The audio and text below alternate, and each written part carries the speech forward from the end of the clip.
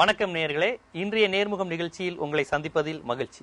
இன்றைய நேர்முகத்தில் நாம் சந்திக்க இருக்கும் ஆளுமை சமூக ஆர்வலர், மக்கள் பாதுகாப்பு கழகத்தின் நிறுவனரும் தலைவருமாகிய டிராபிக் ராமசாமி அவர்களுடன் தான் ஒரு நீண்ட உரையாடலை நிகழ்த்தி இருக்கிறோம். ஐயா வணக்கம். வணக்கம். இப்ப சமீபத்தில் பரபரப்பு, எல்லா ஊடகங்களையும் பரபரப்பான செய்தி என்னன்னு உங்களுக்கே தெரியும். இந்த ஆர்கே நகர் இடைத்தேர்தல் தான். அதுலயும் ரொம்ப முக்கியமான பரபரப்பு, ஜெயலலிதா அவர்களை எதிர்த்து டிராபிக் ராமசாமி அவர்கள் நிக்கிறாருங்கிறது அதுல கூடுதல் பரபரப்பான விஷயம். லஞ்சம் ஊழலை எதிர்த்து நிக்கிறீங்க. சரி, இருந்தாலும் இப்ப பாத்தீங்கன்னா இப்ப இந்த இடைத்தேர்தல் இது எப்படி வந்துச்சு, இதெல்லாம் திமுக விமர்சனம் பண்ணிக்கிட்டு இருக்காங்க, இடதுசாரிகள் விமர்சனம் பண்றாங்க. அதெல்லாம் தாண்டி இப்ப இந்த தேர்தல் இப்ப என்ன நீங்க சொல்லுகின்ற விமர்சனம் எல்லாமே மக்களுக்கு தெரியும். என்ன மாதிரியான எதிர்மறை விமர்சனங்கள் வைக்கிறீங்கன்னு எல்லாமே தெரியும். இப்ப எல்லா கட்சிகளுமே பிரதான எதிர்கட்சியான திமுக ஒதுங்குது, பல கட்சிகள் போட்டியிடுறத பத்தி சிந்திக்கிறாங்க, வேணான்னு இப்படி ஒதுங்கிட்டு இருக்கிறப்ப நீங்க மட்டும் கண்டிப்பா அது நின்னே ஆவேன் அப்படின்னு சொல்றது மூலமா என்ன பலன் கிடைச்சிரும், இதனால என்ன லாபம் நினைக்கிறீங்க, மக்களுக்கா இருக்கட்டும் உங்களுக்கா இருக்கட்டும்? அதாவது எல்லா எதிர்கட்சிகளும் விலகி நிற்கிறாங்கன்றது ஒரு கேள்விக்குறியா இருந்தா கூட இன்னைக்கு ஊழல் ஆட்சியை ஒழிக்கணுன்ற குறிக்கோளோட நான் நின்றுருக்கேன் எலெக்ஷன்ல. எப்படின்னா, இப்ப ஜெயலலிதா விடுதலைன்ற ஒரு தீர்ப்பு தவறான தீர்ப்பு. அதை அவங்க ஒன்றும் பொறுத்திருக்கலாம். தேவையில்லாம அவசர கால பதவியேற்பு, நிரந்தரமான பதவி இழப்புக்கு அடிக்கோரியாச்சு. இன்னைக்கு கர்நாடக உயர்நீதிமன்றமே மேல்முறை செய்கிறேன்னு சொல்லிட்டு இருப்பாடு. இனி அவர்கள் தேர்தலிருந்து விலகுவதுதான் சரி, நியாயமான முறையில். ஏனென்றால் அவர்களே அந்த தீர்மானத்தை போட்டுதான் கேள்விப்பட்டேன். பிசிசிஐ சேர்மேனை எப்படி ஒதுக்கினாங்களோ அந்த மாதிரி இவங்களாம் ஒதுங்கணும். நீதிமன்றம் சொல்லி ஒதுங்கிறத விட பின்னால் நல்ல ஆட்சி கொடுக்க முடிய எண்ணம் இருந்தால் இந்த தேர்தலில் அவங்க ஒதுங்கணும். உண்மையிலேயே லஞ்சம் ஊழல்றது அதிகமாகி போச்சு. மந்திரியே ஜெயிலில் இருக்கார் இன்னைக்கு, உடந்தையாக இருந்தான்றதுல. இதை விட கேவலமான ஆட்சி நடத்த முடியாது. விளம்பர பிரியர் ஜெயலலிதா இதெல்லாம் உணர்ந்து பின்னால் செயல்பட இன்றைக்கு நிலைமையில அவர் செய்தது ரொம்ப தவறு. இப்போவே சுட்டி காட்டினேன். நீதிமன்றம் 3 மாதம் பொறுத்திருக்கலாம் பதவியேற்புக்கு. ஏதோ பணம் இருந்தால் எதையும் சாதிக்க முடியும் என்ற எண்ணத்திலே இறங்கிவிட்டது தவறு என்பதை இந்த கர்நாடக சட்டமன்ற தீர்ப்பு நிரூபித்து விட்டது. இனிமேலும் அவர் பிடிவாதம் பிடித்து தேர்தல் நிற்பேன் என்று சொன்னால் இதை விட கேவலமான ஆட்சி இந்தியாவிலே இருக்க முடியாது. இல்ல, இப்படி ஒரு முடிவுக்கு நீங்க சொல்றீங்க. அதாவது இந்த தேர்தலை பற்றி திமுக கிட்டத்தட்ட வச்ச அதே விமர்சனம் தான். திமுக இதே தான் வச்சாங்க. அதாவது அந்த ஸ்ரீரங்கம் தேர்தலுங்கிறது நீதிமன்றம் நிர்பந்தித்த தேர்தல். அது நீதிமன்றத்தினால் கட்டாயமா அந்த ஒரு சீட்டு காலி ஆச்சு. ஏன்னா அந்த எம்எல்ஏ மேல இப்படி ஒரு குற்றச்சாட்டு இருக்கு, அந்த எம்எல்ஏ விலகுனாங்க, சிஎம் பதவி போச்சு. ஆனா இப்ப இந்த மாதிரி திட்டமிட்டு இது ஒரு தேர்தல் வருது ஜெயலலிதா காண்டிங்கிற அந்த விமர்சனம் திமுக வச்சாங்க. அதை நீங்களுமே சொன்னீங்க. இருந்தாலும் ஜனநாயகத்துல இப்படி ஒரு இடம் இருக்கா இல்லையா? இப்படி நிக்கிறது நிச்சயமா கிடையாது. அதை நான் ஏற்கனவே எலெக்ஷன் தெரிவிச்சுட்டேன். அதாவது மக்கள் பிரதிநிதித்துவ சட்டப்படி ஒரு எம்எல்ஏ தேர்ந்தெடுக்கப்படுறார். ஒன்று அவர் இறந்திருக்கணும், இல்லை ஜெயலலிதா மாதிரி பதவி இருந்திருக்கணும். அந்த மாதிரி எதுவும் இல்லை. அவர் மனப்பூர்வமாக என் உடல்நிலை சரியில்லை, நான் விலகன்னு சொல்லியிருக்கலாம். எந்த விதமான உரிமை இல்லாத அவர் அறிக்கையே ஒன்று விட்டுருக்காரு. ரெக்கார்டே என்கிட்ட இருக்கு. எனக்கு உடல்நலா இருக்கு, அம்மாவுக்காக விலகிறேன். இது நாட்டிலேயே ஒரு துரோக செயல். ஒரு ஜனநாயக நாட்டில் ஒரு குற்றவாளி, ஒரு தண்டிக்கப்பட்டவர் ஏதோ சில தவறுகளினால் நீதிமன்றம் விடுவித்து விட்டது. அதை சாக்காக வைத்துக்கொண்டு உடனடியாக மேல்முறையீடு காலம் இருக்கிற வயது கூட பொறுக்க முடியாமல் திணிக்கப்படுகிற ஒரு தேர்தல். நிச்சயமாக அது கண்டிக்கத்தக்கது மட்டுமல்ல, நீதிமன்றம் பதில் சொல்லியே ஆக வேண்டும். தேர்தலே சட்டத்துக்கு புறமா நடக்குதுங்கிறீங்களா? இந்த இடைத்தேர்தல் சட்டத்துக்கு புறமான தேர்தல். அதாவது ஜெயலலிதா 27ஆம் தேதி கன்விக்ஷன் பண்ணி ஜெயிலுக்கு போறாங்க. 21 நாள் ஜெயிலில் இருக்காங்க, வெளியில வராங்க. அந்த தேர்தல் அனௌன்ஸ் பண்ணது 3 மாதம் கழிச்சு தான். தீர்ப்பு 27ஆம் தேதி, இவங்க கொடுக்கறது நவம்பர் மாதம். ஜியோவே எங்கிட்ட இருக்கு. இல்ல, அதாவது நீங்க சொல்ற இந்த விஷயங்கள் எல்லாருமே சொல்றாங்கன்னு சொல்றது இல்ல, தவறு சொல்லி போயிட்டு இருக்காங்க. நான் நீதிமன்ற வழக்கே போட்டிருக்கேன் இது விஷயமா. நேரடியாக கொடுத்து பேசியிருக்கேன். அதாவது என்ன சொல்றாங்க, தப்பிக்கிறதுக்கு வாய்ப்பு சொல்றாங்க. அதாவது ஒரு நிரபராதின்னு சொல்லிட்டாங்கன்னா அவங்க நிக்கிறத நாங்க தள்ளிட முடியாதுன்ட்டாங்க. எனக்கு 8 மணி நேரம் கொடுத்துருக்காங்க. அது நீதிமன்றம் சமர்ப்பிச்சிருக்காங்க. எழுத்துமே கொடுத்தா கொடுக்கல. ரெண்டாவது இன்னைக்கு வந்து மனசாட்சி. இப்போ பிசிசி எதுக்காக கோட் பண்றாங்க? தலைவர் சொல்லும் போது நீ உனக்கு அந்த கூட இருக்கணும். நீ ஒன்றும் மக்கள் முதல்வர் அல்ல, மக்களால் தேர்ந்தெடுக்கப்பட்டது அல்ல, நீ பணத்தால் தேர்ந்தெடுக்கப்பட்டவர் உறுதியா சொல்ல முடியும். ஸ்ரீரங்க எலெக்ஷன்லயே நான் வழக்கு போட்டிருக்க நிறுவனம் இருக்கு. அந்த எலெக்ஷன் இது பண்ண இல்ல இது நீங்க பணம் கொடுக்குறாங்க இந்த மாதிரி குற்றச்சாட்டு எல்லா ஆட்சியிலும் வந்தாலுமே இது ஜனநாயகத்துல அவங்க இத்தனை தொகுதியில் வென்றது பண்ண அப்ப எல்லா தேர்தலுமே நீங்க பணத்தால வென்றீங்கன்னு சொல்லலாம். வெற்றி பெற்றதுக்கு அப்புறம் எல்லா கட்சியை பார்த்தோம் நீங்க பணத்தால வென்றீங்க, மக்கள் ஒண்ணும் விரும்பி ஓட்டு போடலன்னு சொல்லாம. இல்ல இது வந்து குறிப்பா எல்லா ஆதாரத்தோட கொடுக்குறேன். நான் எங்களோட ஆதாரங்கள் இருக்கு, இப்ப கூட இருக்கு. இப்ப ஜெயலலிதா ஆட்சி முழுக்க முழுக்க பணத்தால் வெற்றி பெற்ற ஆட்சி தானா? மக்கள் வாக்கு போட்டு இந்த தேர்தலுக்கு 50 மந்திரி 20 பேர் தனியா ஸ்பெஷலா போட்டுருக்காங்க ஒரு தொகுதிக்காக. எதுக்காக போடுறாங்க? எதுக்கு சொல்லுங்க? இந்த பணப்பட்டு ஓடாது. அப்ப அப்படிதான் பண்ணாங்க. எம்எல்ஏ எம்பி ஆகிக்கும்போது 140 தடை உத்தரவு அவரே சொல்லிட்டா பணம் நிறுத்த முடியலன்னு. அப்போ உன் பணப்பற்றோட தான் இங்க நினைக்கிற நீ. ஆனால் இதுக்கெல்லாம் முற்றுப்புள்ளி வைப்பதற்காக தான் இந்த இடத்தில் நான் இருக்கின்றேன். நிச்சயமாக இது ஒரு பாடமாக எல்லா கட்சிகளுக்கும் இருக்கும். அவங்க 500 ரூபா கொடுத்தா 200 ரூபா கூட இதே மாதிரி பழக்கம் ஆகிப்போச்சு. அதாவது அவங்க கொடுத்தா நான் கொடுக்குறேன்ற நீ சொல்றது நான் கொடுக்க மாட்டேன்னு சொல்லி வர வேண்டியதானே? ஏன் முடியல? அவர் தடுக்க வேண்டியதானே? நீ அவனை தடுக்க முடியாது. கட்சி நெருக்கா நீ உட்காந்துருக்கீங்க. நான் அதுதான் மாற்றம் கொண்டு வரேன். 2016 இந்த பணப்பட்டுவாடாக ஒரு முற்றுப்புள்ளி வரும். இல்ல நீங்க சொல்றது வந்து ரொம்ப ஒரு இன்னைக்கு சராசரி மக்கள்கிட்ட இருக்க ஆதங்கத்தை நீங்க வெளிப்படுத்திருக்கீங்கன்னு வச்சுக்கோங்களேன். எங்க பணம் பணம் பணம் கொடுத்தாலும் தமிழ்நாடு எலெக்ஷன் தான் பணம் அநியாயத்துக்கு விளையாடுது, பணப்பட்டுவாடா. நீவிகேஸ் கூட சொல்லியிருந்தார் பணப்பட்டுவாடாயை தவிர்த்து தான் நாங்க நிக்க தயாரினாங்க. அப்புறம் அப்ப அது அந்த அளவுக்கு அதுவும் இடைத்தேர்தல்னாலே பணப்பட்டுவாடாங்கிறது. இப்ப நீங்க சொல்ற இந்த குற்றச்சாட்டு மற்ற கட்சிகளுக்கு இது பாடமா இருக்கும்லாம் நீங்க சொல்றீங்க.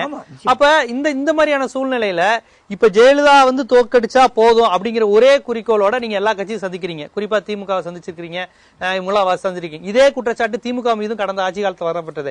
நீங்களே கூட பல்வேறு குற்றச்சாட்டுல வச்சிருக்கீங்க. இது எப்படி? அது வேற விஷயம். ஆமா, அப்ப அது எப்படி இந்த இடைத்தேர்தல மட்டும் நான் அது எப்படி அதை விலக்கிக்குவேன்? அப்படி சரியா? அதாவது இன்னைக்கு இடைத்தேர்தல்ல அவங்க யாரும் போட்டி போடல. அவங்க வந்து ஒரு தீர்மானம் போட்டிருக்காங்க, இடைத்தேர்தல் நிற்க மாட்டோம். காரணங்கள் சொல்லியிருக்காங்க. அதை நான் உள்ள போக வரல. ஆனால் அவர்கள் தேர்தலை புறக்கணிக்கலாம், ஆனால் வாக்களிப்பை புறக்கணிக்க கூடாது. சொல்லிட்டு போறீங்களா? அதான் கேட்டிருக்கேன். கலைஞனும் கேட்டேன், வைகை கொடியும் கேட்டிருக்கேன், எல்லார்ட்டையும் கேட்டிருக்கேன். ஈகே செல்வம் கேட்டிருக்கேன், ஜி.கே. வாசனையும் கேட்டேன், திருமாவளையும் கேட்டேன், விஜயகாந்தையும் கேட்டேன். நீங்க தேர்தலை புறக்கணிங்க, நான் ஒத்துக்கிறேன். ஆனால் உங்களுக்கு கொடுக்கப்பட்ட வாக்குரிமை போட மாட்டேன்னு சொல்றது தவறு. ஆகையினால ஒரு நல்லவனுக்கு ஓட்டு பண்ண கேட்டேன். நான் பொது வேட்பாளர் அறிவிக்கா கூட பரவாயில்ல, ஆனால் நீங்கள் நல்லவனுக்கு ஓட்டு போடுங்க அப்படிதான் கேட்டேன். அதுக்கு உறுதி கொடுத்துருக்காங்க.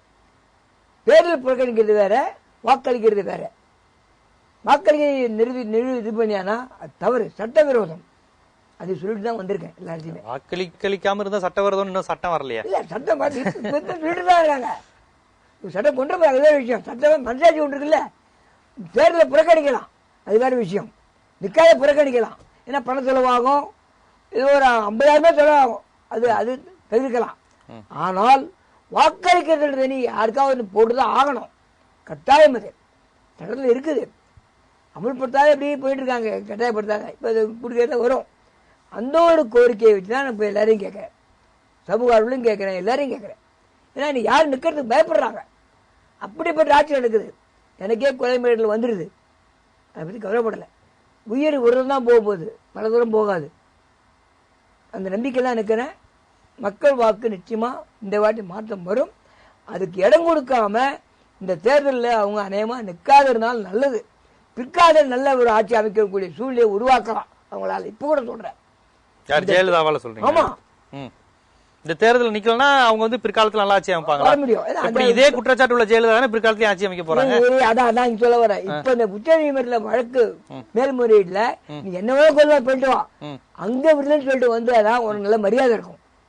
சொல்றது புரியுங்க அவங்களுக்கு? மேல்முறையீட்டு போகணும், அதுக்கு மேல எங்கேயும் போக முடியாது, இன்டர்நேஷனல் கோர்ட்டுக்கு போக முடியாது. அங்க நீ ஒரு சாம்பிரியத்தை காட்டிக்கோ, அது ஒரு பொறுமை. அந்த பொறுமை இல்லாத தான் நீ பதவி இழக்க போற, நிரந்தர பதவி இழப்பு. அப்ப நீதிமன்ற தீர்ப்புகள் நேர்மையாகவோ கோல்மால் செய்தோ எப்படி வந்தாலும் அதை நம்ம அக்செப்ட் பண்ணிக்கலாம். இல்ல உச்ச நீதிமன்றம் கடைசி சொல்றது புரிஞ்சுங்க. நீதிமன்றம் இன்னும் நான் நம்புறேன். தவறு டச்சு வந்து பணம் வாங்கிட்டு லஞ்சம் நேரடியாக கொடுத்தவன் நீதிமன்றத்தில் இழுக்கு வந்துடுச்சு. எல்லா நீதிபதிகளும் சொல்லிட்டாங்க. இதுக்கு மேல கர்நாடகா வந்து நீ லேட் ஆகுது காரணம் நான் 3 ஏற்கனவே போட்டுட்டேன் SLP இந்த விஷயத்துல. அதுக்கப்புறம் தான் திமுக வராங்க, சுப்ரீம் சாமி நான் போட போறேன்றாரு. நீ கர்நாடகா சட்டமன்றமே தீர்மானம் போட்டுவிடுது. இன்னைக்கு இந்த நிலைமையில கூட இப்போ ஒரு வாய்ப்பு நான் கொடுக்குறேன் உங்களுக்கு. நிச்சயமா சொல்றேன், இந்த தேர்தல் நிற்காத இருந்தாங்கன்னா தீர்ப்பில் நிற்க மாட்டேன்னு சொல்லி வேற யாராவது போட்டு தேர்தல் நடத்திக்கோ, இல்லையா தேர்தலை கேன்சல் பண்ணுங்க. நான் அதுக்கு கவலை பண்ணல. ஆனால் நின்றாக்க நிச்சயமா சொல்றேன், இது ஒரு உன்னுடைய சுயரூபத்துக்கே ஒரு இது இழுக்க வந்துடும். நிச்சயமா தீர்ப்பு வேற மாதிரி வந்துடும். நீ நிக்காதீங்கன்னா சான்ஸ். இப்பவும் சொல்றேன், இப்ப லஞ்ச ஊழலுக்கு எதிரா நான் நிக்கிறேன் அப்படின்னு சொன்னீங்க. இப்ப திமுக போன்ற கட்சிகள்ட்டையும் போய் நான் லஞ்ச ஊழலுக்கு எதிராக நிக்கிறேன்னு தான் நீங்க சொன்னீங்களா? சொல்லுங்க. அவங்களுக்கும் தெரியாது, தெரியாத ஒரு இதாவது சொல்ல வேண்டியது இல்லை. செயல்படுற அவங்களுக்கு தெரியும், நல்லா தெரியும். அதுமாதிரி சொல்ல வேண்டியதே இல்லை. இப்ப நான் இல்ல அதிமுக மேலேயே லஞ்ச ஊழல் குற்றச்சாட்டு இருக்கு, திமுக மேலேயே லஞ்ச ஊழல் குற்றச்சாட்டு இருக்கு. அதான் எல்லா கட்சிகளையும் இருக்கு. அதை மாற்றத்துக்கு மக்கள் முன்னுக்கு வரும். அதான் சொல்றேன். இப்ப கூட தவறு பண்ணா நான் தான் முதல்ல தட்டி கேட்பேன். நீ யாரும் கேட்டதில்லை. நீங்க அதான் எல்லாம் பயப்படுறாங்க. உண்மையிலேயே எல்லா கட்சியுமே பயப்படுற காரணமா தான். இந்த ஆள் நம்ம உண்மையிலேயே பிஜேபியில சில தலைவர்கள் எங்கிட்ட பேசினாங்க, பேர் சொல்ல விரும்பல. ஐயா நீங்க எங்களோ கூட இருக்குன்னு செஞ்சா தப்பு செய்யற கூட பயப்படுவாங்க. பிஜேபியில தப்பு செய்யறவங்க இருக்காங்க, நிறைய பேர் இருக்காங்க, அவங்களும் ஒத்துக்கிறாங்க.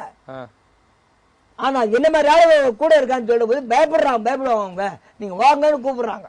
நான் கட்சி வர மாட்டேன், நீ ஒழுங்கா இருக்க, நான் கூட இருக்கேன் இப்படின்னு சொல்லி எல்லாருக்குமே. தப்பு பண்ணா கேட்டாங்க கேட்பேன். நான் கட்சி ஆரம்பிங்க மக்கள் பாதுகாப்பு கழகம் ஆரம்பிச்சிருக்கேன். அதுவே அதுக்காக தான். தப்பு பண்ணா கேட்பேன், யாரா இருந்தாலும் பிள்ளையா இருந்தாலும் கேட்பேன். தப்பு தான். சாட்சியாப்பெல்லாம் நான் சொல்ல மாட்டேன், தேவையே இல்லை எனக்கு. மக்கள் நிம்மதியா வாங்கணும். இல்ல இப்ப பொதுவா டிராபிக் ராமசாமினா கட்சிக்கு அப்பாற்பட்டவர், ஜெயலலிதாவை கண்டிப்பாரு, கருணாநிதியை கண்டிப்பாருங்கிற ஒரு பொதுவான அடையாளம் இருந்தது, ஸ்ரீரங்க தேர்தலே இருந்தது. ஆனால் இப்போது நீங்க வந்து ஜெயலலிதாவை தவிர்த்து எல்லா கட்சிகள்கிட்ட போய் என்னை வெற்றி பெற செய்யுங்கள் கேட்கும் போது, அந்த நாளைக்கு வந்து அவங்களை எதிர்கொள்ளும் போதோ விமர்சனம் வைக்கும் போதோ அந்த சமூக ஆர்வலர் பொதுவான ஆள், கட்சிக்கு அப்பாற்பட்டவர் அப்படிங்கிற ஒரு அடையாளம் வந்து அங்க உடையதுல. நிரூபிப்பேன். எங்க உடையும், எப்படி உடையும்? நிரூபிப்பேன். இப்பவும் சொல்றேன், நிரூபிப்பேன். ஏன் சந்தேகப்படுறீங்க? என்ன யாரும் விலைக்கு வாங்க முடியாது. எந்த கட்சிக்காரும் அப்படி சொல்ல எல்லா கட்சியும் ஏதோ நீங்க தான் இல்ல, இப்ப நீங்க தான் ஆதரவு கேக்குறீங்க. அவங்களுக்கு ஓட்டுரிமை இருக்கு, கேட்கக்கூடிய கடமை எனக்கு இருக்கு. ஓட்டா போட போட இல்ல, எங்களுக்கு ஓட்டு போட்டுன்னு கேட்க உரிமை உண்டு. உங்க கட்சி எனக்கு ஆதரவு தாங்கிற முறையில நீங்க ஜெயலலிதாக்கு அகேன்ஸ்டான சேரும் போது அகேன்ஸ்டா போறேன். அதான் சொல்லிட்டு இருக்க எல்லாத்தையும். நீ அவங்களும் புரிஞ்சுக்கிட்டாங்க, வாக்கு நேரடியா சொல்ல ஆரம்பிச்சுட்டாங்க. நீங்க போடுறது லஞ்ச ஊழலுக்காக தான் நாங்க முயற்சி பண்றோம். அதாவது நேரடியா சொல்ல முடியாது, கட்சி நடத்துறாங்க, நான் குறுக்கீடு வர. ஆனால் புதுவை அறிவிக்க அவங்களால முடியாது, நானே விரும்பல. ஆனால் நான் வந்து ஓரளவுக்கு தேர்ந்தெடுக்கப்பட்டேன், நான் மறைமுக ஓட்டு போட்டா கூட அவங்களுக்கு அந்த பணம் வரும் எதிர்பார்த்து நம்பிக்கையோடு தான் போடுறாங்க. இனிமேல் ஆள் வேணும்னு நினைக்கிறாங்க. அவங்களே தப்பு பண்ணிட்டோம், திருந்தி வேணும்னு நினைக்கிற ஆளுங்களை பாராட்டலாம். ஆனா திருந்தி வாழ மாட்டேன், இப்படியேதான் இருப்பேன் கட்சிக்காரர்களை. நிச்சயமா நீங்க ஜெயலலிதாவை விமர்சனம் பண்ணலாம், கருணாநிதி பணம் கொடுக்குறாரு, ஜெயலலிதா பணம் கொடுக்குறாரு, அவங்க ஏமாத்துறாங்க, இவங்க ஏமாத்துறாங்க. இந்த பணம், அதாவது 5 வருடம் உங்களுடைய ஊழல்களை விமர்சிக்கின்ற திமுக அதிமுக எந்த கட்சியா வேணாலும் இருக்கட்டும், அவர்களை விமர்சிக்கிற இந்த வாக்காளர் ஜனம் தேர்தல் டயத்துல பணம் கொடுத்தா போதுங்கிற மனநிலையில தானே தமிழ்நாட்டுல எல்லா மக்கள் தொகையும் இருக்கிறாங்க. உங்களை போன்ற சமூக ஆர்வலர்கள் அரசியல்வாதியை விமர்சிக்கிறீங்க, அவங்க கொடுக்குற பணத்துக்கு ரெடியா இருக்கிற வாக்காளர் ஜனங்கள் சேர்றது மட்டும் சரியா? இல்ல, அது இந்த வாட்டி மாறிடும் நீங்க நினைக்கிறோம். அது அந்த மாதிரி ஒரு சூழ்நிலை. அமௌண்ட் தான் மாறுங்கிறாங்க எல்லாரும். ஸ்ரீரங்கத்தோட இங்க அமௌண்ட் மாறும், புதுக்கோட்டையோட அமௌண்ட், திருமங்கலத்துல இருந்து இப்ப வரையும் அமௌண்ட் தான் கூடிக்கிட்டு இருக்கு. அதுதான் மாறுது. 5000 பிளான் பண்ணிருக்காங்க. ஆனால் இந்த முறை நிச்சயமா சொல்றேன், ஒரு நல்ல மாற்றம். உங்ககிட்ட பணம் வாங்கினா கூட அவங்க கட்சியில் 50,000 பேர் இருப்பாங்க, அவங்களுக்கு தான் கொடுக்கலாம். மீதி பேரை கொடுத்தாங்கன்னா எதிர்ப்பு தான் போடுவாங்க. நீங்க பாருங்க, ஒரு நல்ல மாற்றம். ஸ்ரீரங்கம் தேர்தலில் தான் நீங்க நின்னீங்க, என்ன பணம் வாங்கிட்டு தானே ஓட்டு போட்டாங்க? பணம் வாங்கின ஒரு பப்ளிக் 12,000 திருப்பி கொடுத்தான்ல, ஏன் கொடுத்தான்? அந்த எதிர்ப்பை காட்டிட்டான். இந்த தேர்தல் நிச்சயமா சொல்றேன், பணம் கொடுத்தா கூட எங்க விலைக்கு வாங்க முடியாது. அதுக்காக தான் அவங்க பல முயற்சிகள் பண்ணிட்டு இருக்காங்க. என்னையே கொலை பண்ணணும் முயற்சி பண்ணிட்டு இருக்காங்க, காவல்துறை வச்ச. இப்பவும் சொல்றேன், அது நடக்காது. அவங்ககிட்ட இல்லை, என்னை கொலை பண்றதோ இல்லை பணம் கொடுத்து ஓடு வாங்குறதோ இந்த வாட்டி கொஞ்சம் கஷ்டம்தான். அது அவங்களுக்கு நல்லா புரியும். அதுக்காக தான் அவாய்ட் பண்றது. நிம்மதியா நம்ம நல்லபடியா பின்னாடி நடக்காது இருக்கணும்னா நிக்காது இருக்கிறது தான் மேல். அனௌன்ஸ் பண்ண விட பரவாயில்ல, இந்த மரியாதையை விட அந்த மரியாதை நல்லா கிடைக்கும். அங்க சாமர்த்தியத்தை காட்டு. அவங்க இப்ப திமுக வைக்கிற விமர்சனமே குன்கா தீர்ப்பு வந்து குமாரசாமி தீர்ப்புல அவங்க சாமர்த்தியத்தை காமிச்சிருக்காங்கன்னு தான் விமர்சனமே. நீங்க உச்ச நீதிமன்றத்துல இந்த சாமர்த்தியத்தை காமிச்சிட்டு வாங்க நீங்க சொல்றீங்க. நான் நீதிமன்றத்தை நம்புறேன், இன்னைக்கு சொல்றேன், நீதிமன்றத்தை நம்புறேன். லஞ்சம் ஊழல் நீதிமன்றத்திலும் இருக்குது, மறுக்கல. ஆனால் இன்னைக்கு அது ஒண்ணுதான் நீதிமன்றத்துல தான் கையிலேயே இருக்கு. கான்ஸ்டிடியூஷன் பிரகாரம் அவங்க தான் வந்து அவங்களுடைய அரசாங்கத்துடைய பாலிசியை கொள்கையே கேள்வி கேட்க முடியும். ஆனால் நீதிமன்றத்துடைய தீர்ப்பை வந்து பார்லிமெண்ட்ல விசாரிக்க முடியாது, இது பண்ண முடியாது, கேள்வி கேட்க முடியாது. அந்த பவர் அவங்களுக்கு இருக்கு, அதை ப்ராப்பரா யூஸ் பண்ணாதான் இன்னைக்கு இந்த நிலைமை. ஆனால் இன்னும் நீதிபதி நல்ல நீதிபதி இருக்காங்க, எல்லாம் சொல்ல மாட்டாங்க. குமாரசாமி தீர்ப்பு குறித்து காங்கிரஸ், சிபிஎம், திமுக போன்ற பல கட்சிகள் வந்து நீதிமன்றத்திற்கே மிகப்பெரிய அவமானம், இவ்வளவு பெரிய கணக்கில் பிள்ளை நடந்திருக்கு வர விமர்சனத்தை நீங்க எப்படி பாக்குறீங்க? சார் அவங்க சொல்லல, ஓய்வு பெற்ற தலைமை உட்பட பல பேர் உச்ச நீதிமன்றத்தில் கூட நல்ல ஓப்பனா சொல்லிட்டாங்க. தத்து ஆனரபிள் தத்து அவர்கள் தவறு செய்துவிட்டார், தண்டிக்கப்பட ஓப்பனா வந்துருது. இன்னைக்கு இந்த அளவுக்கு போயிருக்க வேண்டியதில்லை. இலைமறைவு காய்மறைவா இருந்த ஒரு லஞ்சம் நீதில ஓப்பனா வந்துடுது இந்த தத்துவனால. உண்மையிலே வருத்தப்படுற நீதி, ஆனா அவருக்கும் ஒரு மனசாட்சி இருக்கு. என் பேர்ல ஒரு நடவடிக்கை எடுக்க முடியாத நிலைமையில ஒரு சிக்கல் மாட்டிட்டாரு. அது மிரட்டலோ பணமோ நான் இப்பவும் போக தயாரா இல்லை. அவனுக்கும் மனசாட்சி இருக்கு. அந்த மனசாட்சி இந்த தீர்ப்பு நல்ல தீர்ப்பா அவனு எதிர்பார்க்கிறேன் உச்ச நீதிமன்றத்துல.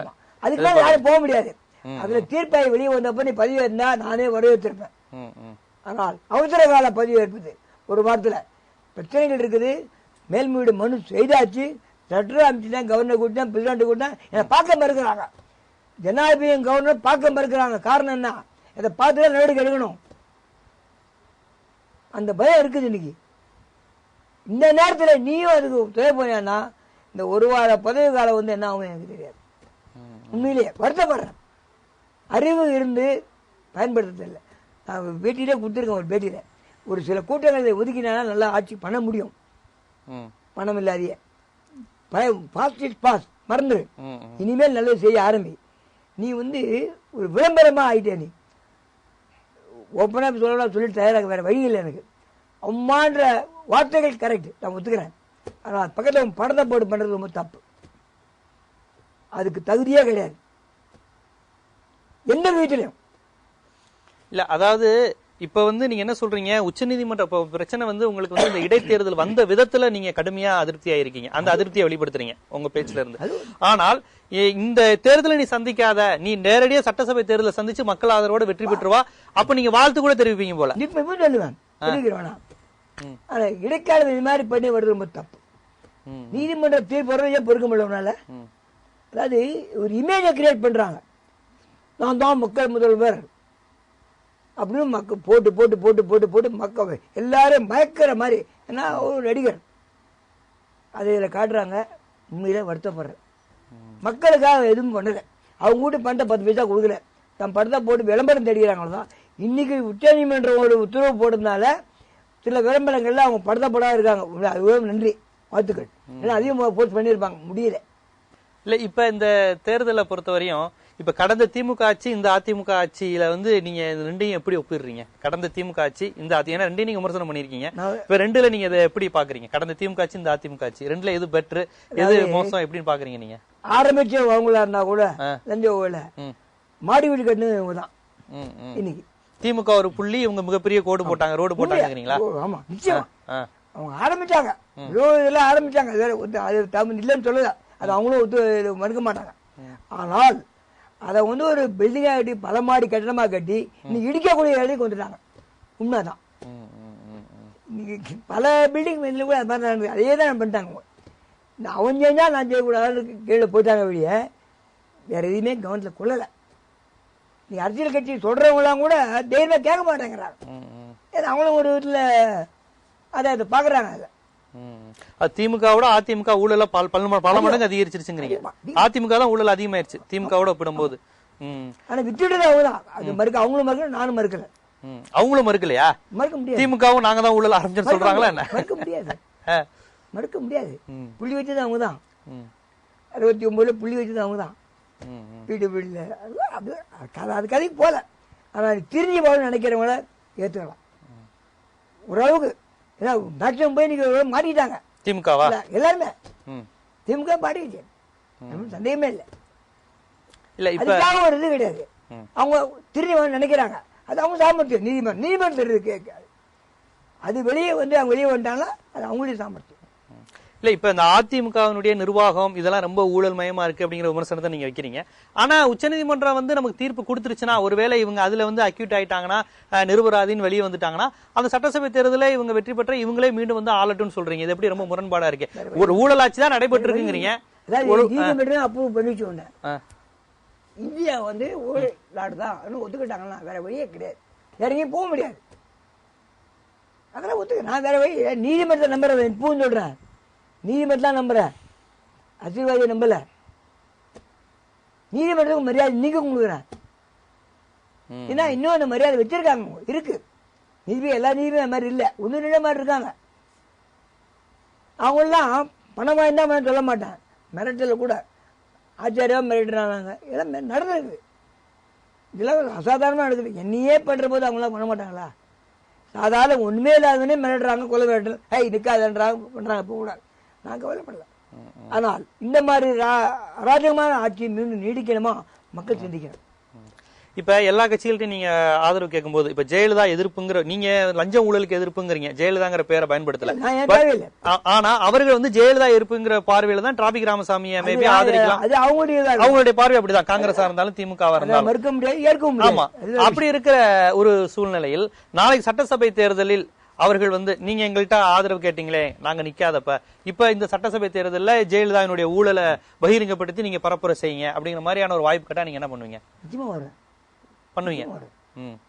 அதாவது ஒரு அண்டர்டேக்கிங் தான் பண்ணுவேன். நாங்க ஊழல் செய்ய மாட்டோம்னு உறுதி கொடுக்கணும் எனக்கு. அது இல்லாத நான் கிட்ட போக மாட்டேன். அது எல்லா இப்பயும் சொல்லிட்டு எல்லாருக்கும். ஓ, இந்த பேச்சுவார்த்தையிலே சொல்லிட்டீங்க? இன்டைரக்டா ஊழல் ஆட்சி வருவாங்க நான் உங்களுக்கு இது பண்ணி கேட்க வந்திருக்கேன். ஜெயலலிதாவுக்கு எதிர்ப்பு இல்லை, உங்களுடைய எண்ணங்கள் இருந்தால் செய்ய மறைமுகமா செய்யறேன்னு ஒத்துக்கிறான். வைகோ உள்பட மனசாட்சி தான் செய்யணும்னு சொல்லியிருக்காங்க. இதுல ஒண்ணு வேற மறுத்துக்கத்தே கிடையாது. நான் எல்லாரும் தான் கேட்கிறேன், ஏன்னா ஓட்டு இருக்கு உங்களுக்கு, கேட்கிற உரிமை எனக்கு இருக்கு. தொண்டனை போய் கேட்கறத விட தலைவரை கேட்டா அவங்களோட கேட்கறாங்க எல்லாம். இப்ப திமுக அதிமுக எப்படி அம்மா சொல்றான்னு கொள்ளடிக்கிறாங்களோ, அந்த தேர்தலாம் கொள்ளடிக்கிறாங்க. தலைவர் ஒழுங்கா இருக்கணும். இல்ல இப்ப வந்து இந்த சட்டசபை தேர்தலில் ஜெயலலிதாவுக்கு எதிர்ப்பா ஒரு அணி உருவாகி வந்து நீங்க ஆதரவு கேட்ட எல்லா கட்சிகளும் வந்து எங்களுக்கு பரப்புரை செய்யுங்க, நாங்க வந்து ஊழல் உங்களுக்கு நாங்க வந்து ஒரு நம்பிக்கை தரோம் அப்படின்னா, நீங்க அதிமுகவுக்கு எதிராக அப்படி ஒரு பரப்புரையில ஈடுபடுவீங்க? திமுகவுக்கு ஆதரவாலாம் செயல்பட வாய்ப்பு இருக்கு? அதாவது இனிமேல் தமிழகத்துல தனி கட்சி ஆட்சி வரக்கூடாது. சப்போர்ட் பண்ண கட்சிகளையும் கூட வச்சுக்கணும். அந்த கூட்டணி தான் இன்னைக்கு தமிழ்நாட்டுக்கு தேவை. கொஞ்ச நாளைக்கு அது அப்புறம் பார்த்துக்கலாம். அதான் என்னுடைய கருத்து இப்ப கூட. ஏன்னா இன்னும் தனியா விட்டு வேடிக்கை பார்க்க கூடாது, யாரா இருந்தாலும். பிஜேபி அடுத்த வாட்டி காலி ஆயிடும் நிச்சயமா, சந்தேகமே இல்லை. அங்கேயும் கூட்டணி தான் வரப்போகுது. ஏன்னா தனி கட்சி ஆட்சி இனிமே இந்தியாவுக்கு லாய்க்கு இல்லை. ஏன்னா கேள்வி கேட்டு ஆள்லாம் போயிடுது. இங்க எல்லாமே தமிழகத்தில் சட்டமன்றது மாதிரி நடக்குது. எல்லாமே 110 துதிப்பாடல் தான். உண்மையிலே வருத்தமா இருக்கு. அத்தனை பேர் எம்எல்ஏ எதிர்கட்சியாலாம் எம்எல்ஏ கேள்வி கேட்கறதுக்கும் பதில் சொல்ல முடியலன்னா வெளியே என்ன இருக்கப்பா சட்டமன்றம்? ரொம்ப அராஜகம் அது. இதுக்கு ஒரு முற்றுப்புள்ளி வைக்கணும். உண்மையிலே அத்தனை பேர் உனக்கு 160 பேர் இருக்கலாம், மீதி 82 பேர் இருக்காங்க. அந்த மக்கள் என்ன பண்ணுவாங்க? அதை பார்க்கணும் முதல்ல. இந்த தேர்ந்தெடுக்கப்பட்ட பொதுதான், அது இல்லை. இப்ப வந்து மறுமலர்ச்சி திராவிட முன்னேற்ற கழகத்தினுடைய பொதுச் செயலாளர் வைகோ அவர்கள், தமாக தலைவர் வாசன் அவர்கள், திமுக பொருளாளர், திமுக தலைவர், எல்லாரையுமே நீங்க பாத்திருக்கீங்க. இப்ப குறிப்பா திமுக போன்ற தலைவர்களிடம் நீங்க பேசும்போது கடுமையா அவரை எதிர்த்தவர்கள் நீங்கள். அவரை பார்த்து பேசும்போது இந்த இடைத்தேர்தலுக்காக ஜெயலலிதா எதிர்ப்புக்காக நான் நிக்கிறேன் அப்படின்னு சொல்லும் போது வேற எதுவும் பேசினாரா? அடுத்த தேர்தல் இது குறித்து எல்லாம் அவர் எதுவும் பேசினாரா? உங்கள்ட்ட எதுவும் வாக்குறுதி கேட்டாரா? செய்யறோம் ஏதாவது ஒரு சிம்டம்ஸ் காமிச்சாரா? சொன்னது, நான் சாலையில போனா போக்குவரத்துல போகும்போது எங்கேயாவது டிராபிக் ஜாம் ஆனா உங்களுக்கு தான் நினைப்பேன். திமுக தலைவர் சொல்றாரு உங்கள்ட்ட. அப்போ அந்த எண்ணம் அதே மாதிரி 2 வருஷத்துக்கு மேல உங்களை பத்தி பேச ஞாபகம் இருக்கான்னு கேட்டாரு. வீரத்தமிழன் நீங்க தானே மென்ஷன் பண்ண டிராபிக் ராமசாமின்னு தெரியுமா? தெரியும் அப்படின்னு. ஆகையினால ஒரு நல்ல மனிதர், அந்த வார்த்தையை எல்லாருமே சொல்லிட்டாங்க. நல்ல மனிதர், பொறுப்புள்ளவர், ஊருக்கு ஏதாவது பாடுபடுறாரு, அவர் நம்ம இது பண்ணணும், அவ்வளவுதான். கண்டிப்பா. அப்ப எல்லா தலைவர்கள்ட்டையும் நீங்க பேசினப்ப உங்களுக்கு அதாவது உங்களுக்கு பாசிட்டிவாங்கிற மாதிரியான ஒரு விஷயங்கள் வருது பேசுது. ஆனா எல்லாரும் இந்த ஆட்சிக்கு எதிரான மனநிலையில இருக்கிறாங்க நீங்க சந்தித்த எல்லாருமே. லஞ்ச ஊழல் ஆட்சிக்கு, லஞ்ச ஊழல் ஆட்சிக்கு எனக்கு அதுதான் மெயின். அதிமுகவோ இல்ல ஜெயலலிதாவோ விரோதி இல்ல, அட்மினிஸ்ட்ரேஷன் சரியில்லை. ஐஏஎஸ் ஐபிஎல்லாம் புரோக்கர் மாதிரி செயல்படுறான், அடிமை மாதிரி. இப்ப இதே நேரத்தில் இந்த ஆட்சியில் அதுவும் சொல்றேன், இன்னைக்கு இதே ஜெயலலிதாவே டிராபிக் லெட்டர் வந்தா உடனே கவனிங்கன்னு சொல்லியிருக்காங்க, அதுவும் சொல்லியிருக்காங்க. நான் மறுக்கல, அதுக்கு பாராட்டுறேன். அதிகாரிகள் நல்லா கோஆபரேட் பண்றாங்க. நான் அமிச்ச லெட்டருக்கு எல்லாத்துக்குமே நல்ல கோஆபரேட், நான் மறுக்க மாட்டேன். அந்த அளவுக்கு போகணுமா தான் நான் கேட்குறேன். நான் கேட்குற மாதிரி எல்லா மக்களும் கேட்க மாட்டாங்க, எல்லா மக்களும் கேட்கறது செய்யணும். நான் தான் விரும்புகிறேன், என்னுடைய விருப்பமே அதான். அதிகாரிகள் சம்பளம் வாங்குறது மக்கள் வரிப்பணத்தில், அவங்க கேட்குறதையும் செய்யணும். நான் கேட்குறதா செய்து கொடுக்கக்கூடாது, அதை நான் விரும்பல. அவங்க இதை நினைக்கிறாங்க, நாங்கள் சொன்னதான் செய்யணுன்ற கட்டளை மாதிரி போடுறாங்க. எழுதப்படாத ஒரு தீர்ப்பு அது மறையணும், அது எனக்கு அதிகமாகி போச்சு. அது ஓப்பனாக அதிகாரிகள் என்கிட்ட சொல்கிறாங்க, எனக்கு தெரியுது. காவல்துறைக்கு ரெஸ்டே கிடையாது, வருத்தப்படுறேன். கூலிக்கார மாதிரி வேலை செய்கிறாங்க எல்லாம், ஐபிஎஸ்லாம். அவனுக்கு முன்னாடி கொண்டுலாம் இருக்குது, நீ முன்னாடி கூட படுத்துடுற, அவன் எங்கே போய் படுப்பான். அந்த வருத்தமும் எனக்கு இருக்குது. இருந்தாலும் வேறு வழி இல்லை எனக்கு. மக்கள் நிம்மதியாக வாழ வைக்கக்கூடிய சூழ்நிலையை உருவாக்கணும் தான் என் எண்ணமே. எனக்கு பதவி நான் ஆசைப்படவே இல்லை. பதவி இல்லாதே சாதிக்க முடியும், அவங்களால முடியாது. இப்பவும் சொல்கிறேன், அந்த பேரை எடுத்தாச்சுன்னா அந்த பேரை யாரும் மறைக்கவும் முடியாது. இல்ல இப்ப தேர்தல்ல நீங்க ஒரு வலிமையான ஆயுதமா நம்புறீங்க நீங்க தேர்தல்ல ஆனா நீங்க போட்டியிடுறது எல்லாமே பாத்தீங்கன்னா, அதாவது அவங்களை எதிர்த்து நிக்கிற சம வலிமை வாய்ந்தவர்களே பயப்படுகிற அளவுக்கான மிகப்பெரிய ஜாம்பவான்களோட மோதுறீங்க. ஜெயலலிதா மக்கள் தான் ஜாம்பவான். இருக்கட்டும், தேர்தல் அமைப்புல நீங்களே இப்ப சொன்னீங்க எப்படி ஜெயிக்கிறாங்க, எப்படி விஷயங்கள். மக்கள் ஜாம்பவான், மக்கள் பணம் வாங்குற ஜாம்பவான் இருக்கிறாங்க, நீங்க தான் சொன்னீங்க. பயப்பட வேண்டியது இருக்கு. இல்ல திமுக தலைவரை எதிர்த்து நீங்க நிக்கிறீங்க, ஜெயலலிதா அவர்களை எதிர்த்து நிக்கிறீங்க. நான் என்ன சொல்றேன், இப்ப நீங்க ஒரு அவங்க அளவுக்கு ஒரு வாக்கு அரசியல் கட்சியில நீங்க ஈடுபடல. இருப்பினும் இந்த மாதிரி பெரிய ஆட்களோட மோதிரம் மூலமா என்ன பலன் கிடைக்கும் நினைக்க. இப்ப இந்த ஆர்கே நகர் இடைத்தேர்தலை விட்டுருங்க, பொதுவா தேர்தல்கள்ல இப்ப உங்களை போன்றவர்கள், சமூக ஆர்வலர்கள் ஜெயலலிதாவை எதிர்த்து நிக்கிறது, கலைஞர் எதிர்த்து நிக்கிறது, எம்பி எலெக்ஷன்ல உங்களை எதிர்த்து நிக்கிறது, இது மூலமா என்ன எப்படி அதாவது வெற்றி பெற போவதில்லை தெரிந்துமே அந்த வாக்குகளை பிரித்து என்ன பலன் இருக்கும் நினைக்கிறேன். பிரிக்கிறது இல்ல, இப்போ சொல்றேன், பிரிக்கிறதே எனக்கு எண்ணம் கிடையாது. அதாவது இன்னைக்கு இந்த மாதிரி சமூக நிக்கிறதுனால அதிகாரிகள் பயப்படுறான், வேலை செய்யறாங்க மக்களுக்காக. இன்னைக்கு ஒரு இவர் 62 இந்த 200 வழக்கு நின்றலாம், அந்த மாதிரி நான் நிற்கல. டெல்லியில் போய் நிற்கிறதுலாம் கிடையாது, புரியுங்களா? நான் கிளச்சாலை படி அதெல்லாம் எனக்கு என்ன இல்லை. மக்கள் நிம்மதியா வாழணும், அதுக்கு ஒரு அது நீங்க தேர்தல் பெறுகின்ற அந்த குறைவான வாக்குகள் என்ன மக்களுக்கு பலன் பெற போகிறதுன்னு கேட்கிறேன். அதான் சொல்ல, இப்போ தேர்தல் நான் நிற்கிறதா கொரோனா வாக்கா இருந்தா கூட அதிகாரி மத்தியில அது பயத்தை உருவாக்குது, புரியுதுங்களா? அவங்க ஓட்டு எல்லாம் தெரியும் அவங்களுக்கு. எனக்கு ஓட்டு நியாயமான ஓட்டு, அவங்களுக்கு ஓட்டுலாம் வாங்குற ஓட்டு அவங்களுக்கும் தெரியும் அதிகாரிகளுக்கு. அதனால நான் சொல்ற கேட்கணும்னு எண்ணம் வந்தது பாருங்க. இதுதான் தேர்தல் நம்மளுக்கு அசிங்கப்படுத்துவான்ற எண்ணம் அதிகாரிகளுக்கு வந்துருது. இன்னைக்கு மக்கள், அதாவது மயிலாடுதுறை எம்பியில் என்னுடைய நான் நிற்க வச்ச மாணவி 8000 ஓட்டு வாங்கியிருக்காங்க, 5வது கேண்டிடேட் 19 பேர்ல. நான் கூட 2 தான் வாங்கினேன். நான் தேர்தல் ஒரு சம்பிரதாயமாக நடத்திருக்கேன். நிற்க முடியும், சகன் ஒதுங்க மாட்டோம். இன்னைக்கு அது காலம் வந்துடுது. சமூக ஆர்வலெல்லாம் முன்னுக்கு வராங்க, அவங்களதான் தேர்ந்தெடுக்கணும்னு நினைச்சிருக்கேன். அது நடக்கும். நம்ம நாட்டில் அடிக்கடி பல்வேறு பிரச்சனைகள் ஒன்று சொல்லுவாங்க, அதாவது இந்த பொதுநல வழக்குகள் அப்படிங்கிறது. பொதுநல நீதித்துறையினால் பல்வேறு விஷயங்கள் சாத்தியமாகுது. அம்பேத்கர் அவர்களுக்கு சொல்லும்போது சொல்லுவாங்க, பொதுநல வழக்குல ஹேபியஸ் கார்பஸ் போன்ற இதுதான் ரொம்ப முக்கியமானது. என்னுடைய அந்த இந்தியன் கான்ஸ்டிடியூஷன்ல எதெல்லாம் நீக்கிடலாம் அப்படின்னு வரும்போது எதை வேணாலும் நீக்கிக்கோங்க, ஆனா அந்த ரெமிடிஸ் ஆஃப் கான்ஸ்டிடியூஷன் இதுதான் ரொம்ப முக்கியம். பிஎல் பப்ளிக் லிட்டிகேஷன் இது மட்டும் மாத்திரக்கூடாது, இதுதான் கடைசி மனிதனுக்கும் எளிய மனிதனுக்கும் கிடைத்த அதிகாரம்னு அம்பேத்கர் கூட சொன்னதா கான்ஸ்டிடியூஷனை பத்தி சொல்லுவாங்க. அந்த விஷயத்தை நீங்க செஞ்சுக்கிட்டு இருக்கீங்க. ஆனா அதே சமயம் பல்வேறு தீர்ப்புகள்ல நீதிபதிகளே கூட உங்களை அதாவது நேர விரயத்தை பண்றீங்க. நீங்க தேவையில்லாம நீதிமன்றத்துல இந்த மாதிரியான பொதுநல வழக்கு இந்த மாதிரி எல்லாம் போட்டு ஏற்கனவே லட்சக்கணக்கான வழக்குகள் நிலுவையில் இருக்கும்போது இது பொதுநல வழக்குகள்ங்கிற பேர்ல அதிகமான ஒரு வழக்குகளையும் போட்டு நீதிமன்றங்களின் நேரத்தை வீணடிக்கிறீங்கிற மாதிரி குற்றச்சாட்டும் வருது. உங்க மேல கூட ஒரு முறை வந்திருக்கேன், நீங்க எப்படி பாக்குறீங்க? அதாவது நான் அதுக்கு நீதிபதிகளுக்கே ஒரு கடிதம் அனுப்பிச்சிட்டேன். ம். அது சினிமாக்காரன்றதெல்லாம் 1 வாரம் 10 நாள் நடத்துனீங்க, என்ன இருக்கு அதில்? பொதுமக்களுக்காக போடுறது நீ விரைவில் எப்படி சொல்லுவ? உனக்கு வேண்டிய கட்சிக்காரனுக்கு அரசாங்கத்துக்கு எதிராக தான் நீ அவங்க ஒரு அடிப்படை வரையறை இருக்கணும்ல, எல்லாத்துக்கும் பிஎல் எப்படி போடலாம்னு கேட்குறாங்க. வேற வழி இல்லையே. மக்களுக்கு செய்ய வேண்டியது அதிகாரி செய்ய மாட்டேங்கிறான், நீதிமன்றத்தை கொண்டு வரேன், அது எப்படி விரைன்னு சொல்லுவ நீ? சினிமாக்காரன் மக்களுக்கு தேவையா? அதான் 1 வாரம் விட்டு போடுறதில்ல. இந்த விஜயகுமார் அது வந்து 1 வாரம் டெய்லி நீதிமன்றம், உயர் நீதிமன்றத்தில் கீழ்கோட்டை விட்டுருங்க, உயர் நீதிமன்றம் விசாரிக்கிறியே, அதெல்லாம் மெச்சம் அடங்கிட்டாங்க. போ அது வந்து நீதிபதியுடைய தவறு தான். அது பொதுநல வழக்கில் தேவைதான் நினைக்கிறீங்க? கண்டிப்பா தேவை. இன்னைக்கு அந்த பொதுநல வழக்கு போட்டு தான் தேவசாய மதுரை கோர்ட்டில் இது பண்ணி வச்சிருக்கேன். மறுக்க சொல்லுங்க யாராவது. கண்டிப்பா உனக்கு வேண்டாம் எனக்கு என்ன, லோக்பால் கூட அபராதம் போட்டாங்க, ஒன்றும் எது வரல. அவங்க பப்ளிஷ் பண்ணிக்கிறாங்க, அவ்வளோதான். அந்த போட்டோம்.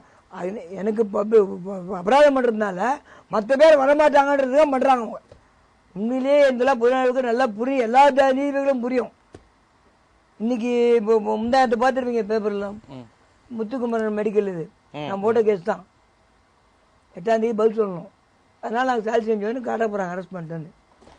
நான் விட மாட்டேன், அதிகாரிகள் மாட்ட போகிறேன். இல்லை, அதுவும் பொதுநல வழக்கு தான். முதல் பொதுநல வழக்கு என் பேரில் வழக்கு போட்டு அபராதம் போட்டதுக்கப்புறம் வக்கீல் இல்லாமல் போடாதீங்கன்னாங்க.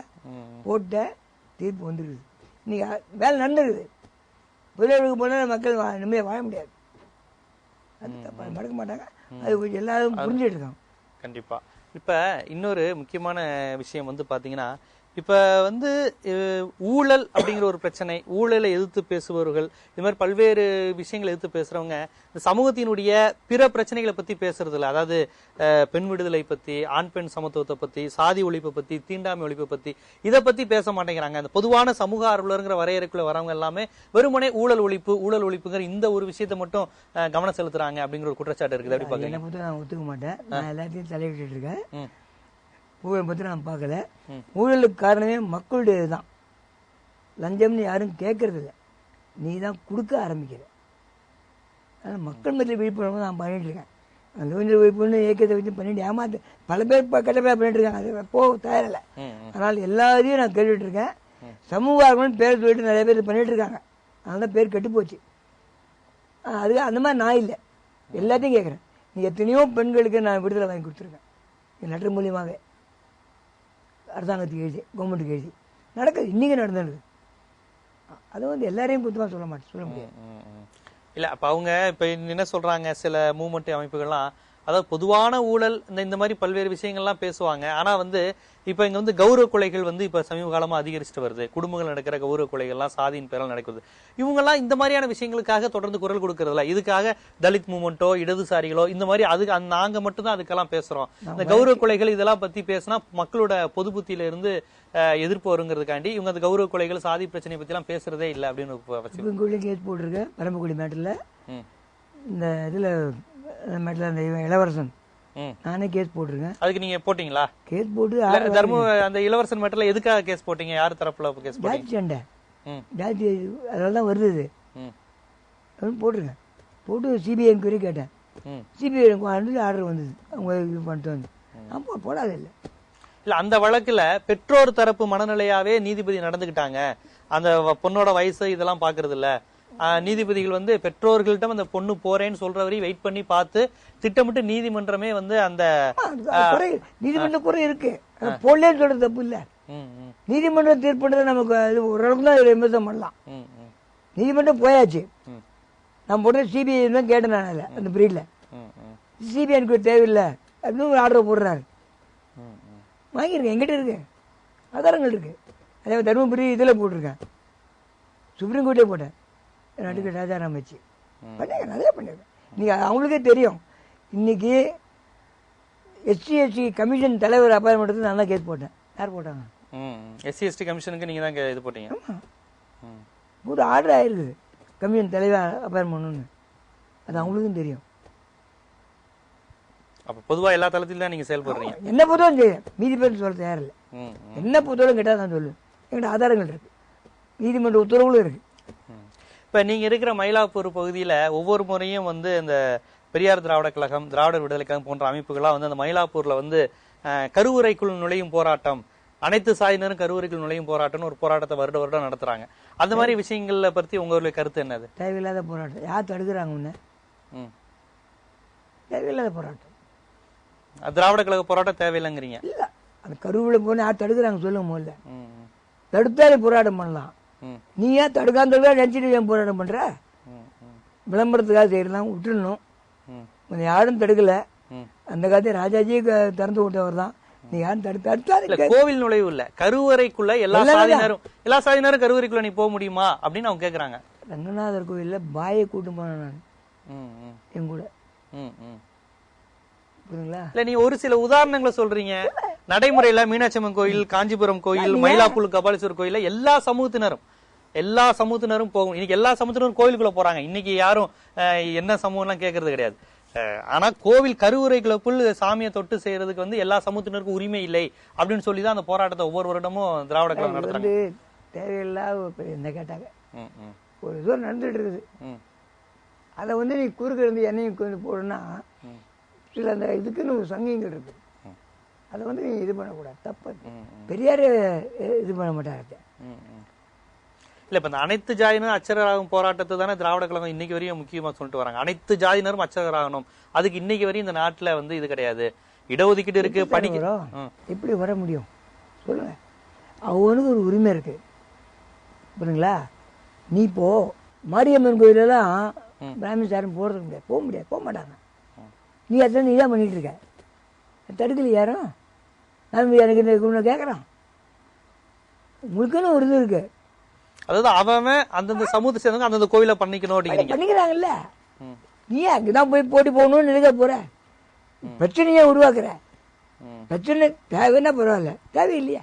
அவன் பண்ணலன்னா கேட்கலாம், நீ ஒழுங்கா பண்ணலன்னு கேட்கலாம். நான் தான் அங்கே போய் பண்ணுவேன்றது தப்பு இல்லையா?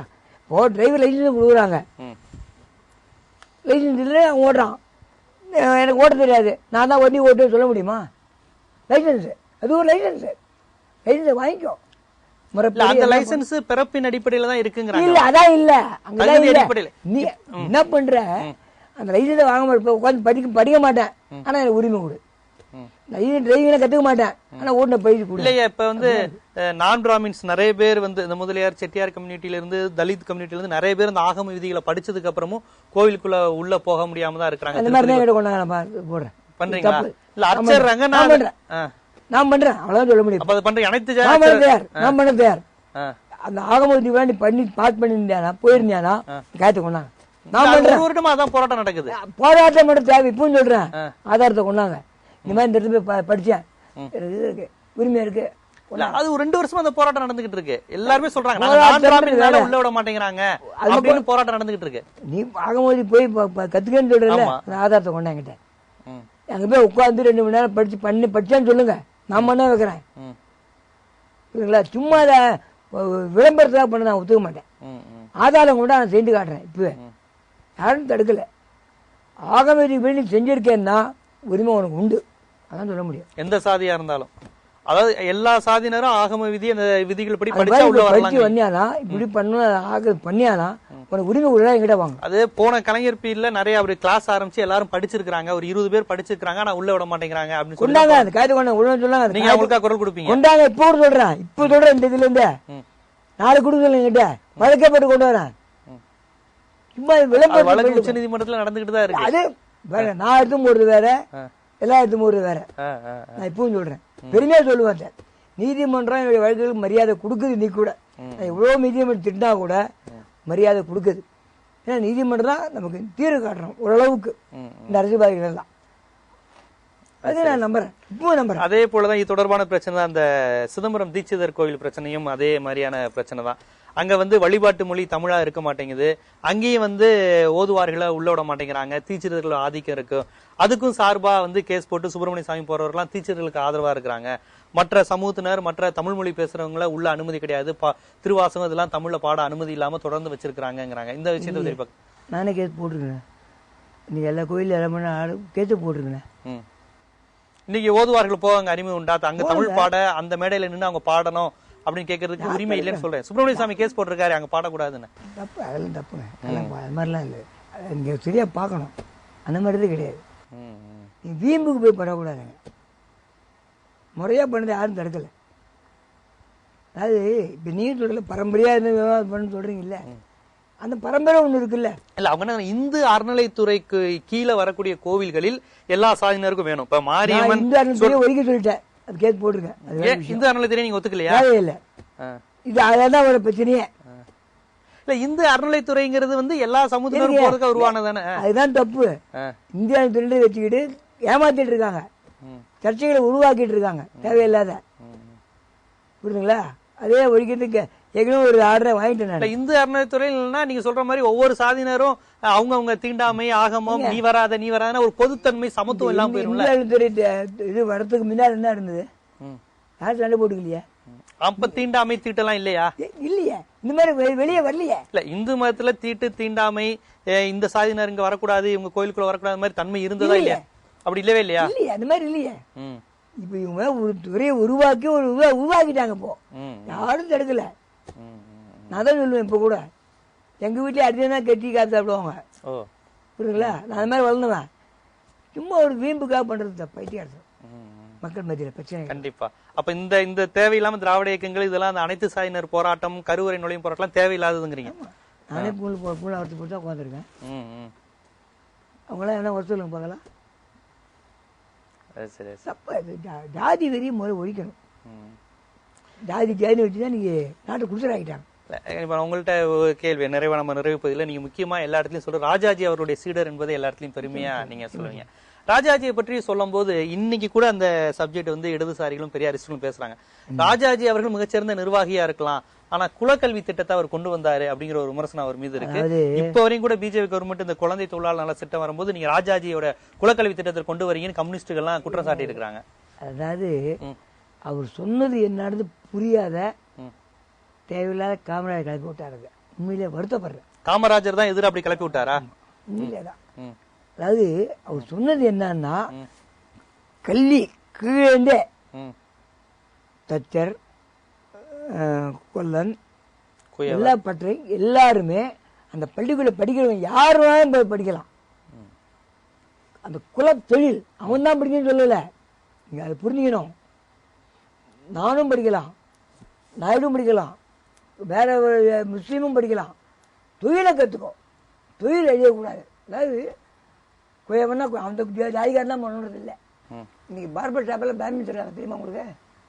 இல்ல அது இந்த குளோபலைசேஷனால வர நெருக்கம் நிர்பந்தம் எல்லாரும் பண்றாங்க. அன்னைக்கு அவர் கொண்டுதான் நீங்க சொல்றா பேரு, நீ சொல்ற அவர் சொன்னதான். அன்னைக்கு பள்ளிக்கூடத்துல படிக்க யாருக்கு விருப்பம் இருக்கோ அவன் படிக்கலாம். அந்த ஜாதிகார தான் தச்சர் தான் படிக்கணும், முதலியார் தான் படிக்கணும்னு சொல்லலை. அவர் என்ன சொல்ல சட்டம் எல்லாரும் படிக்கலாம். அது ஒரு பீரியடு. கார்பெண்டர்னா கார்பெண்டர் ஒரு பீரியடு. நான் எல்லாரும் படிக்கலாம். தச்சர் ஜாதி மட்டும் தான் படிக்கணும் இல்லை. பள்ளிக்கூடத்தில் படிக்க யாருக்கு விருப்பம் இருக்கோ படிக்கலாம் போய். அதுதான் அந்த கல்வி. இவங்க பேரை பார்த்து குலத்தொழில்ன்ற மாதிரி கொண்டு போயிட்டாங்க. அவங்க உண்மையிலே வருத்தம். அது ஒரு மனித தர்ம சிந்தனை அடிப்படையில் சொல்லல அவரு. அப்படி நம்ம சிந்தனையா இருக்கு. நான் சொல்லுவேன் கூட இருந்தவன் அப்படி எண்ணங்கள் எல்லா ஜாதிகாரனும் கத்துக்கணும். அந்த குலத்தொழில் பிரிக்காத. அதாவது நீ சொல்ற மாதிரி பார்த்தா பிராமணர்களை வந்து அவர் வந்து பார்பர் ஷாப் தொழில் செய்ய சொன்னாரா? ஏங்க அதாவது அர்த்தம் நீங்க உள்ள அப்படி போயிடாதீங்க. நீ வந்தா தப்பு கிடையாது. பார்பர் ஷாப்புக்கு ஸ்கூல் நடத்தல அன்னைக்கு. அதெல்லாம் பண்ணிருப்பாரு அவர் இருந்தானா குடிச்சாக்கிட்டாங்களே. அதான் தறி, தச்சன், கார்பெண்டர், இன்னும் சில தட்டாடுறதுலாம் வச்சிருந்தாங்க. 3-4 இது வச்சிருந்தாங்க. ஆரம்பத்திலே கருத்தானுங்க தான். அது எல்லா கட்சிகளும் தமிழ்நாட்டில் எதிர்ப்பு தெரிவிச்சு. இடதுசாரி தேவையில்லாது எது வேண்டுமோ அது செய்யறது இல்லை. இன்னைக்கு எல்லாம் செய்யறான். இப்ப குலோபல் பேரை சொல்றதுக்கு அவர் சொன்னா நீ கிழக்கு தான் நடக்குது. இன்னைக்கு நான் உடனே பெருமைப்படுவேன். ராஜாஜி ஆட்சி தான் இப்ப நடந்துகிட்டு இருக்கு. அவருடைய எண்ணம் தான் பாரதிய ஜனதா அரசு செஞ்சுட்டு இருக்கு. பாரதிய ஜனதா இல்ல, நீங்க சொல்றீங்க குளோபலைசேஷன் அதான் கொண்டு வந்துகிட்டு இருக்கு. நீங்க சொல்றீங்கல்ல பாபு ஷாப் வச்சிருக்காங்க, நிறைய பாபு தெரியும் வச்சிருக்காங்க. இப்படி வச்சாங்க என் தொழில் தான் சொல்ல முடியுமா? நீங்க அதான் அவர் கொண்டு வந்தாரு. இன்னைக்கு எல்லா தொழிலும் எல்லாரும் கத்துக்கணும். கண்டிப்பா பள்ளிக்கூடத்துல இருந்தே அதான் ஆரம்பிச்சாரு. இன்னைக்கு இப்ப இருக்க பாரதிய ஜனதா அரசு ஒரு வருடம் கடந்திருக்கு. இந்த அரசை நீங்க ஒரு சமூக ஆர்வலரா, இந்த நாட்டு பற்றாளருங்கிற முறையில இந்த அரசு எப்படி நடந்துட்டு இருக்குன்னு சரியில்லை. ஒரே வார்த்தை சொல்ல முடியும். பிஜேபி சரியில்லை. எந்த அடிப்படையில்? அணுகுமுறை சரியில்லை. அணுகுமுறை அவங்களுக்கு இந்துத்துவ கொள்கையை மறைமுகமா பூத்துறாங்க. எல்லாம் தவறு, உண்மையே தவறு. சிறுபான்மை மக்களுக்கு விரோதமா செயல்படுறாங்க சொல்றேன். பொதுவாக சொல்லிட்டேன், சரியில்லை. இன்றி வரலும் விலைவாசியை குறைக்கல, பெட்ரோல் கண்ட்ரோல் பண்ண வரல, 5 ரூபா ஒரு ரூபாய் இறக்கி 10 ரூபாய் ஏற்றுறாங்க. அதாவது முடியாத சொல்லி ஏமாற்றி ஓட்டு வாங்கிட்டாங்க. அதான் சொல்லுவேன். அப்ப இந்த நாட்டுல வந்து நல்ல நிர்வாகம் தருவோம்னு ஒருத்தவங்க சொன்னாங்கன்னா அது பாசிபிள் இல்லாத ஒரு விஷயம் சொல்றீங்க. ஆகிப்போச்சு. நிரூபிச்சுட்டு இருக்காங்க. காங்கிரஸ் பண்ணாங்க, இவங்க தான் பண்ணிருக்காங்க. அப்ப இதை விட அது மேல அப்படியே நினைக்கிற நிலைமை மக்கள் வந்துட்டாங்க. இவனோட மேல இப்ப நினைக்கிறாங்க. இப்ப பாஜகவோட காங்கிரஸே மேலும் மக்கள் நினைக்கிறாங்க. எப்படி இப்ப இந்தியாவோட விலகார நினைக்கிறாங்களோ மேலுன்னு வெளியேன்னு வெளியே அனுப்பிச்சிட்டோம். ஆனா இப்ப என்ன நினைக்கிறாங்க, அவனே மேல் நினைக்கிறாங்க. அதனால ஆகஸ்ட் 15 அன்னைக்கு ஒரு போராட்டம் அறிவிச்சிருக்காரு. அந்த காலத்துல 42ல வெள்ளையனே வெளியேன்னு 47 வெளியேற்றினாரு. இன்னைக்கு 2008 நான் ஆரம்பிச்சேன். இந்தியனே வெளியேன்னு ஆரம்பிக்க போறேன். வேற வழி இல்ல. நீ காப்பாத்தலையே மக்களை. அப்ப இங்க மாநிலத்திலயும் நீங்க சொல்றது பார்த்தா அங்கேயும் வந்து பிஜேபியோட காங்கிரஸ் பெட்டும் நினைக்கிறாங்க. இங்கேயும் அதிமுகவோட கடந்த திமுகவே பரவாயில்லங்கிற மனநிலைக்கு மக்கள் வந்துட்டாங்களா? அக்கறைக்கு கீழே பச்சை அவ்வளவுதான். பட் பப்ளிக்குடைய பொதுமக்களுடைய இதை தெரியும் யாருக்குமே என்ன இல்லை, மறந்துட்டாங்கல்ல. சரி சரி. பொதுச்சேவை என்னன்னு தெரியாது. ஏன்னா அந்த காலத்துல அசம்பிளி 200 ரூபா 300 ரூபா 500 ரூபாய்க்கு மேல கிடையாது. ஒரு அலவன்ஸ் தான். இன்னைக்கு 25,000 ரூபாய் சம்பளம், பென்ஷன். 35 வருஷம் வேலை செய்யற அரசு அதிகாரி பென்ஷன் கிடையாது. அவன் தொங்கலாம் கோர்ட்ல போய். இந்த சீமார் சொல்ல விரும்பல. இவங்களுக்கு எல்லாம் கேடிகளுக்குள்ள உட்காந்துட்டு இவனுக்கு 1 வருஷம் எம்எல்ஏ இருந்தா போதும் பென்ஷன் அவனுக்கு. எல்லாம் சட்டத்தை மாற்றணும். ஜனநாயக நாட்டில் இதெல்லாம் எடுக்கணும். கண்டிப்பா. இந்த இடைத்தேர்தல் சூழல்ல ரொம்ப பரபரப்பா இயங்கிக்கிட்டு இருக்க ஆளாயிட்டீங்க நீங்க. அந்த சூழ்நிலையிலும் உங்க வயது முதிர்ச்சி எல்லாத்தையும் தாண்டி நம்ம பார்வையாளர்களுக்கு உங்களுடைய கருத்துக்களை இடைத்தேர்தல் மட்டும் இல்லாமல் பொதுவான சமூக அரசியல் சார்ந்த பல்வேறு விஷயங்களை உங்களுடைய பார்வைகளை ரொம்ப விரிவாகவே நம்ம நிகழ்ச்சியில பதிவு செஞ்சீங்க. அதற்காக நாங்க நன்றியை தெரிவிச்சுக்கிறோம் உங்களுக்கு. உண்மையிலேயே இமயம் தொலைக்காட்சி ஒரு நல்ல சிந்தனையோடு இந்த கேள்வி கேட்டதுக்கு ரொம்ப நன்றி. இது மக்கள் மத்தியிலே போய் நிச்சயமா நல்ல மாற்றத்தை 2014 உருவாக்கும் என்று நம்புகிறேன். மீண்டும் நேர்முகம் நிகழ்ச்சியில் இன்னொரு ஆளுமையுடன் சந்திக்கும் வரை உங்களிடமிருந்து விடைபெறுவது ஜீவசகாப்தன்.